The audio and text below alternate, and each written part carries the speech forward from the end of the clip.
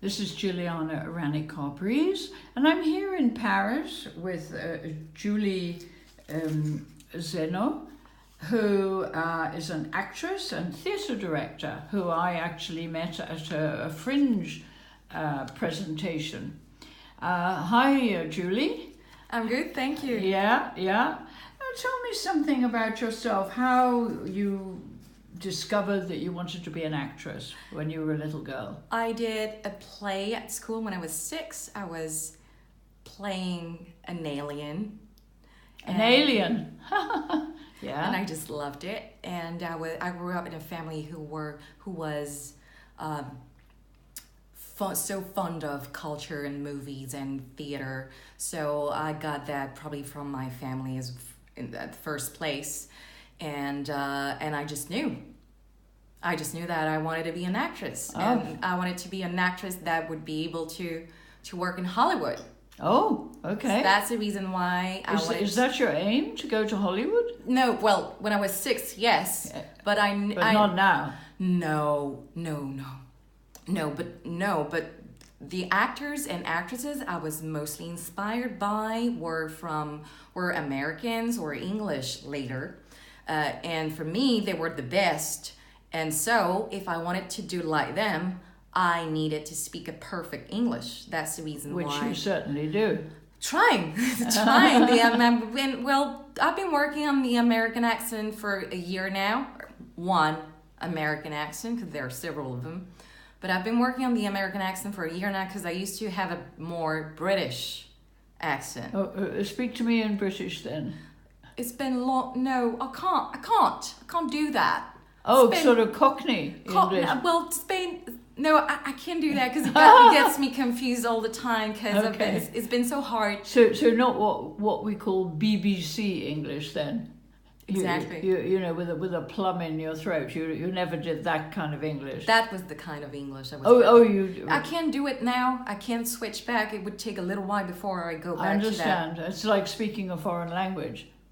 Well, it is speaking a foreign language for me, but it's just that for now it's been so hard to work. So you're in southern American accent mode at the moment because of the Sam Shepard play. Exactly. We are working on a production of Full for Love. Yeah. I am playing May, the female character, and she's not necessarily from a southern state, but her background indicates that she is white trash, trailer park culture, and she is from the Southern California and Arizona area and from small towns as well. That's the reason why I went for a slightly southern style. Now, how did you learn that kind of accent? Was it listening to tapes or? No, I worked with a dialect coach for 4 months. Okay. And I American?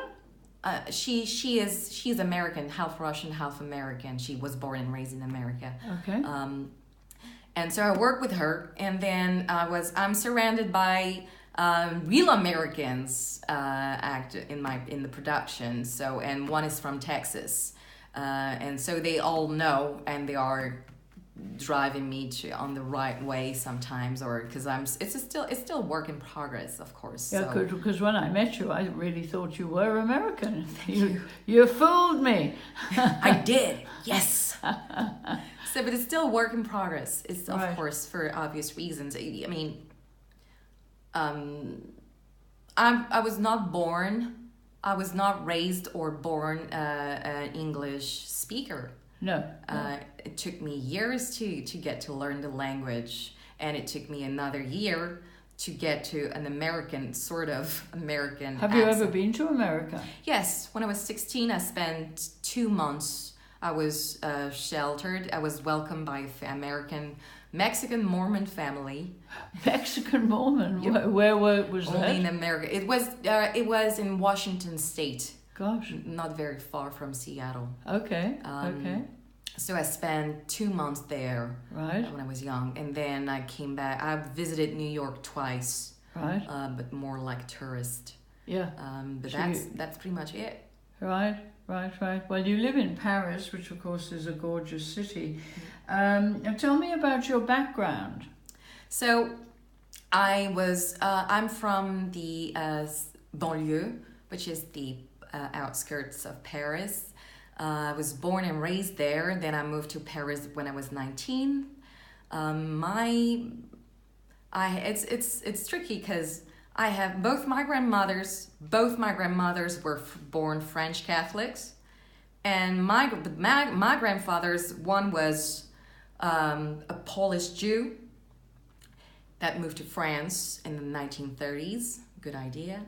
And Before the war? Right before the war. Thank God. And my dad's father was born French in Algeria, but he was Jewish. Right. So he was an Algerian Jew who was born a French citizen. Right. And he that was because Algeria was a department of France. That's because of that, and also because there in 1870 the Décret Crémieux was a law, an act that basically nationalized the Jews from Algeria, and they all became French from that moment. Mm-hmm. So when my grandfather was born, he was born French. Right. So that's the background. Right.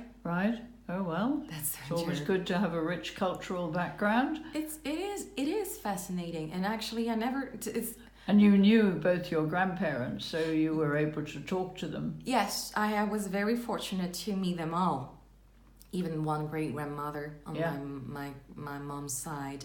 Yeah. But yes, I had I was very fortunate to meet them all and talk to them, and to have some more information regarding their life in whether it's Algeria for one or Poland for the other one. And your love for cinema and acting came through your father, you said. Yes. You, watching movies, Western movies, and people like De Niro and Al Pacino, all that sort of era. Yes. How did it influence you? In what way exactly? Everything. Pretty much everything. Can you be more specific? Well, just my dad loved and still loves movies, theater. In movies, it was easier, to go to movies. And we would just go all the time. We would go to the movies all the time. Well, Paris is, of course, a movie city. I mean, there was so but many cinemas. But we were not in Paris. We were that's true, of course. So we had this sort of independent movie theater, and they would do, and so it was a big movie theater, but barely crowded. Very few people would go there. So I would go there on a very regular basis, even when in my teenage years, and I would just, because they were one of the few doing original version with French subtitles. Yes, VOST, absolutely. Yeah. And so I would go there all the time. Yeah. And my dad used to buy a lot of VHS, at the time was VHS, videotapes with movies. And I remember one day he had bought like 5 different tapes, and it was Pulp Fiction, it was Heat, it was Goodfellas, all those movies that just stayed with me ever since. So what about audio books? When I was little, Marlène Jobert, who used to be a very famous French actress from the 80s, and she is Eva Green's mother, by the way, if you know about Eva Green. It's okay. She used to do recordings for kids of kids' stories, and she would do a recording, and my grandmother used to buy them for me, so I would listen to that, but that was not the major influence by far. No, it was movies. Mm-hmm. It was movies. So we'll continue in part 2. Thank you very much, Julie. You're welcome.